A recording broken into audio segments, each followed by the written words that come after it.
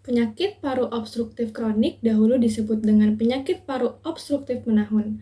Penyakit ini ditandai dengan adanya perlambatan aliran udara yang tidak sepenuhnya reversibel. Perlambatan aliran udara umumnya bersifat progresif dan berkaitan dengan respon inflamasi yang abnormal terhadap partikel atau gas iritan. Berikut adalah pasien dengan paru normal dan pasien dengan PPOK. Untuk pasien paru normal, pada saluran udaranya terlihat bersih dan tanpa lendir, dan untuk alveolusnya sendiri dapat bertukar oksigen secara maksimal. Dan pada pasien PPOK, saluran udara menjadi tebal dan meradang, dikarenakan lendir yang menghambat saluran udara yang membuat sulit bernafas. Pada penderita PPOK, dinding kantong udara di paru rusak dan kehilangan elastisitas dan kehilangan bentuk yang membuka ruang udara sehingga proses dari pertukaran udara sendiri terganggu dan suplai oksigen ke dalam darah menjadi berkurang. Lalu, apa saja sih tanda dan gejalanya? Seseorang dengan PPOK ringan dapat tanpa keluhan atau gejala. Hal ini berbahaya karena apabila faktor resikonya tidak dihindari, maka penyakit ini akan semakin progresif. PPOK dapat menimbulkan gejala seperti sesak nafas, batuk-batuk kronik, sputum yang produktif.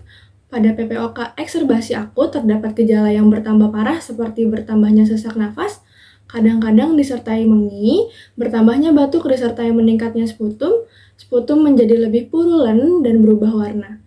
Gejala non-spesifik lainnya ada lesu, lemas, susah tidur, mudah lelah, dan depresi.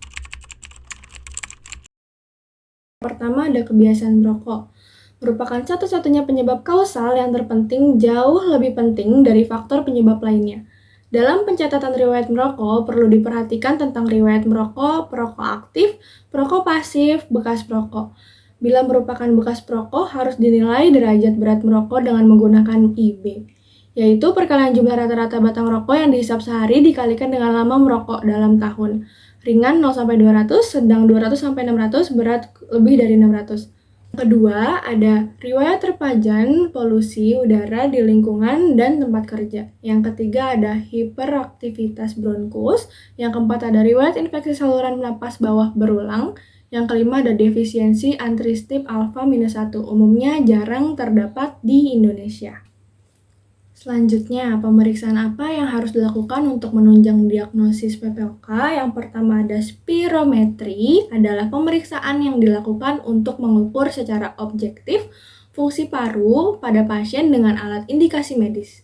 Alat yang digunakan seperti radiologi atau rongsen, bila ekserbasi akut ada analisis gas darah, DPL, kultur, MOR. Selanjutnya, prinsip terapi dari PPOK. Yang pertama, ada edukasi dan motivasi untuk berhenti merokok. Yang kedua, farmakoterapi seperti steroid, antioksidan.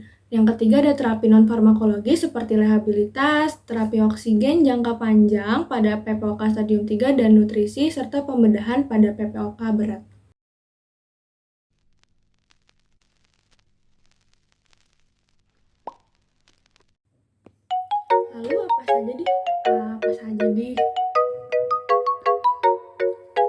Lalu apa saja sih faktor risiko dari PPOK?